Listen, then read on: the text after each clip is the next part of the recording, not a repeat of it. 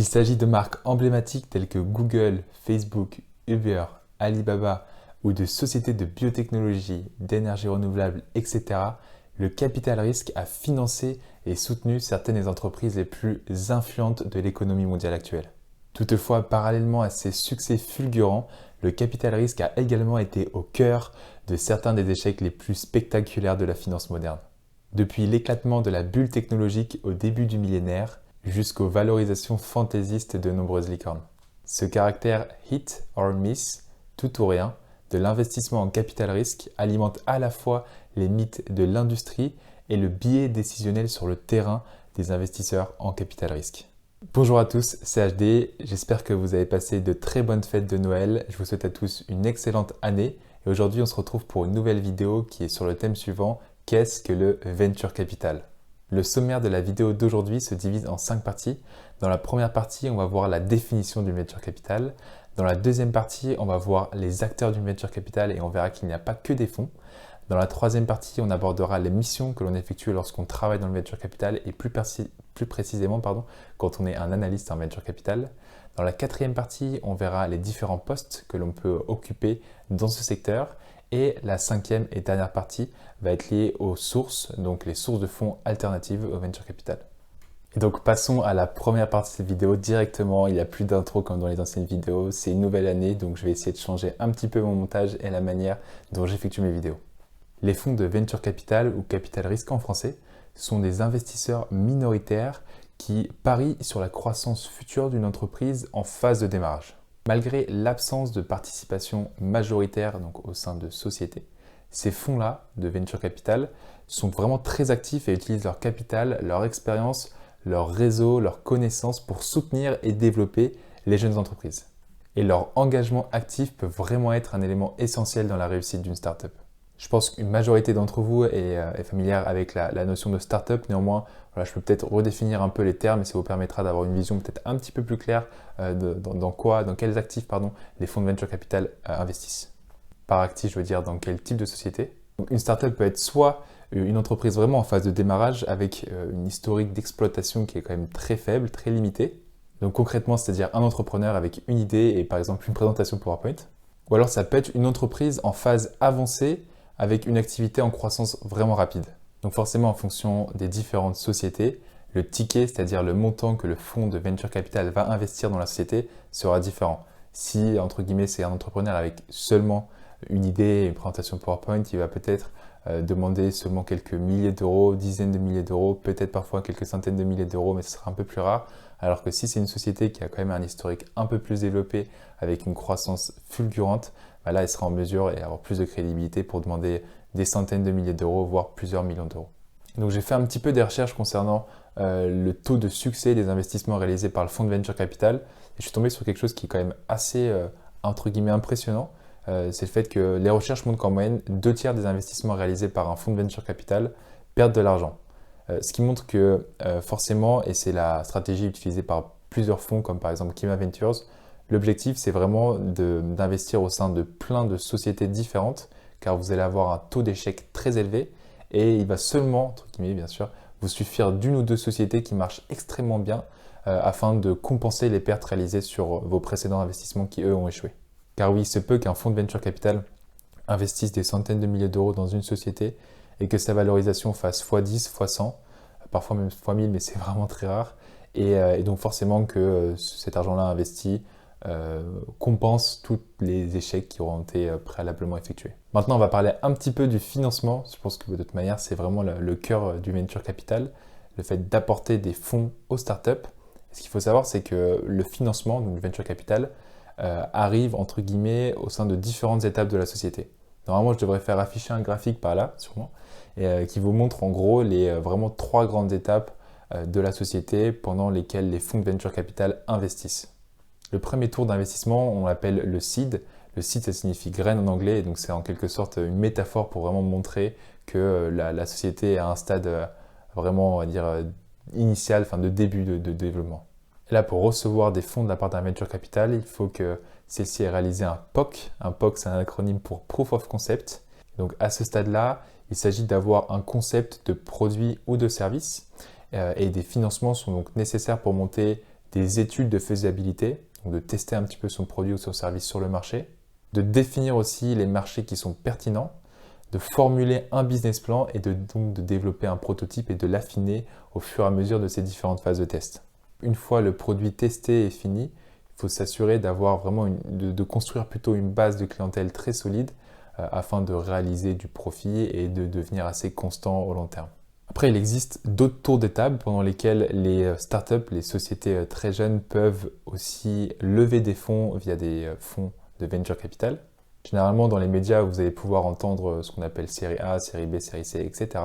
Donc là, dans ces autres tours de table, la société sera dans deux grandes phases. La première phase, c'est la phase de commercialisation.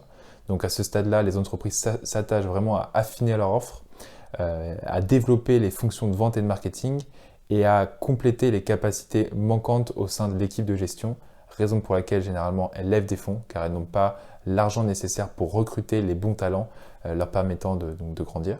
Et donc dans cette partie-là de commercialisation, la startup commence à générer des revenus. Néanmoins, elle n'est toujours pas profitable car les coûts d'exploitation sont très très élevés. Donc les flux de trésorerie restent négatifs.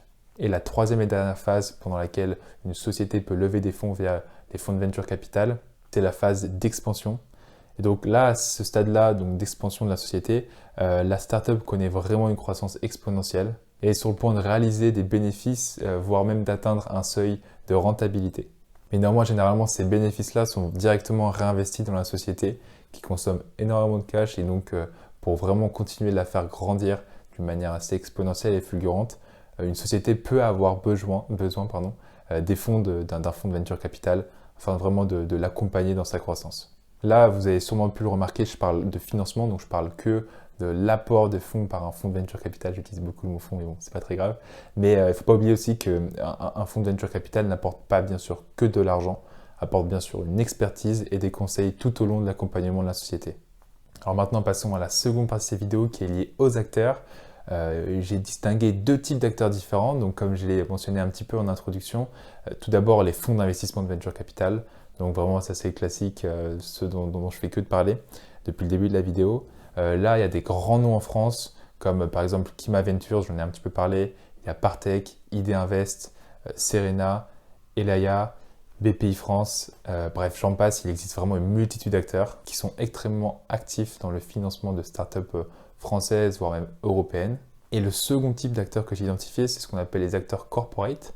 Là, ce sera en fait tout simplement des grosses sociétés dont vous avez sûrement entendu parler comme AXA, Bouygues, Air Liquide, Total, Orange, bref, j'en passe, qui, elles, donc ces grosses sociétés-là, vont investir dans des startups, souvent, enfin dans la plupart des cas, qui ont un lien avec leur secteur, qui ont développé une technologie assez exceptionnelle et donc qui veulent soit l'incorporer au sein donc, du grand groupe, ou alors l'aider dans son développement et ensuite la revendre en faisant du bénéfice. Bon, ça c'est vraiment plus rare. Généralement, c'est vraiment en fait acheter la société à un stade assez primaire, histoire d'incorporer sa technologie ou alors son idée dans le grand groupe.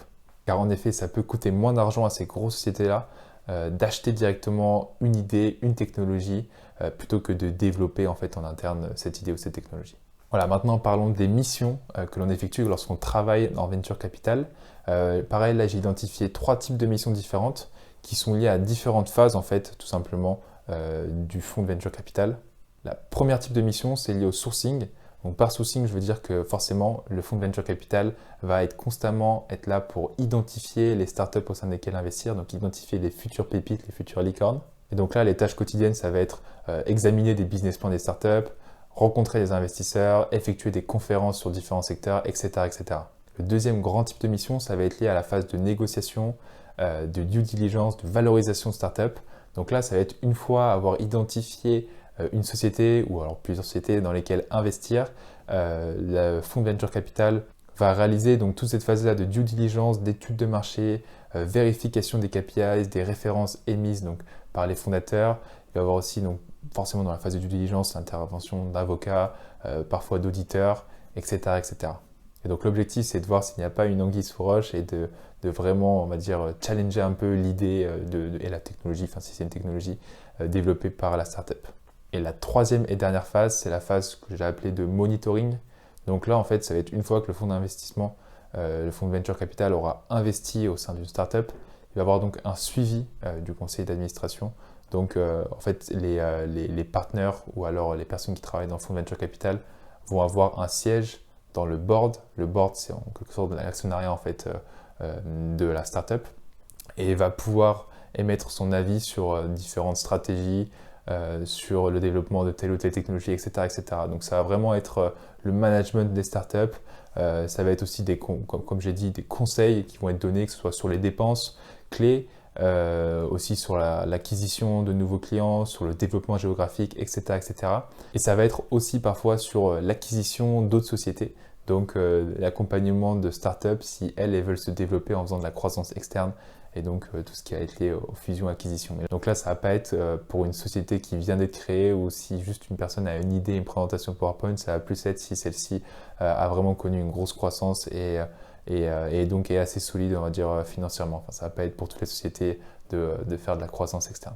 Voilà, maintenant passons au poste que l'on peut effectuer. Alors là, c'est vraiment lorsqu'on est dans un fonds de venture capital. Je vais sûrement faire apparaître une sorte de petite pyramide à ma droite. J'ai identifié 5 postes, alors il se peut qu'il y en ait d'autres, mais globalement ce sont les 5 principaux postes au sein d'un fonds de venture capital. Le premier, c'est le poste d'analyste.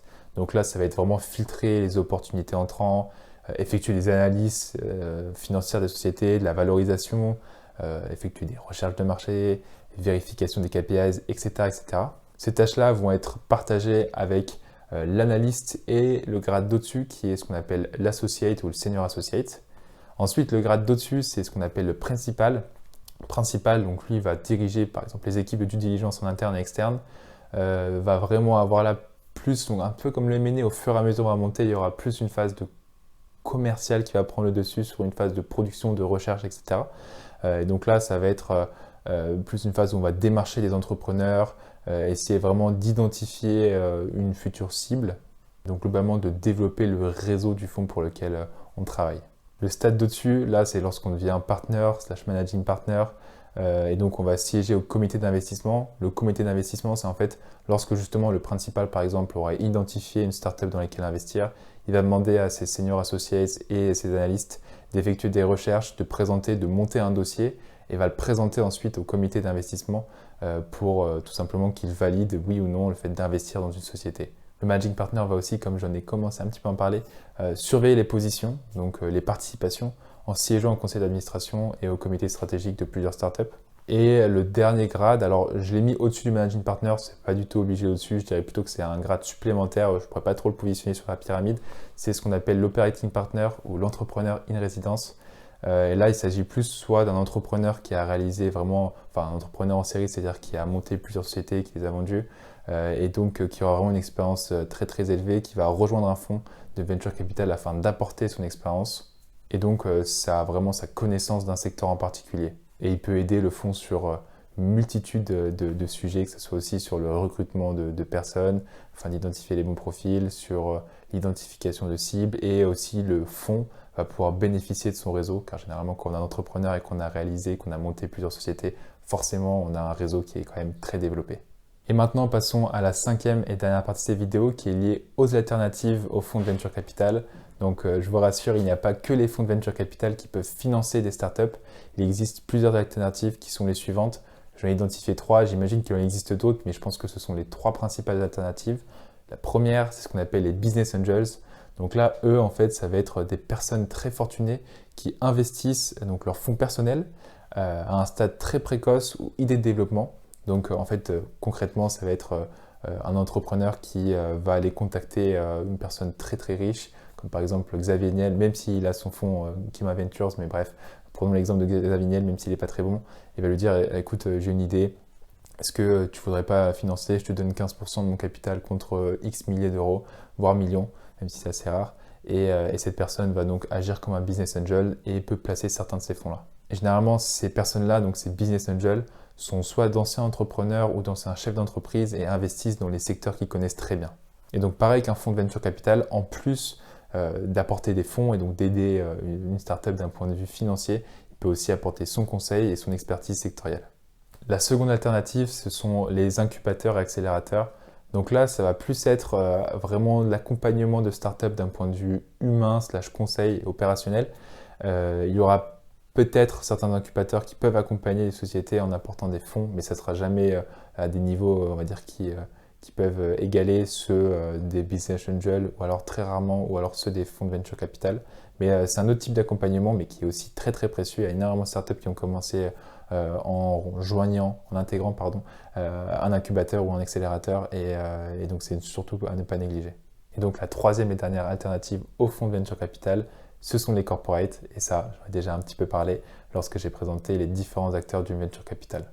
Voilà, c'est déjà la fin de cette vidéo. Je vous remercie beaucoup d'avoir regardé la vidéo si vous l'avez regardée jusqu'ici. Comme d'habitude, si vous voulez me soutenir, n'hésitez pas à liker cette vidéo, à vous abonner, à partager ma chaîne YouTube à vos amis. Voilà, je vous souhaite à tous une excellente journée et une excellente soirée. C'était HD. Ciao.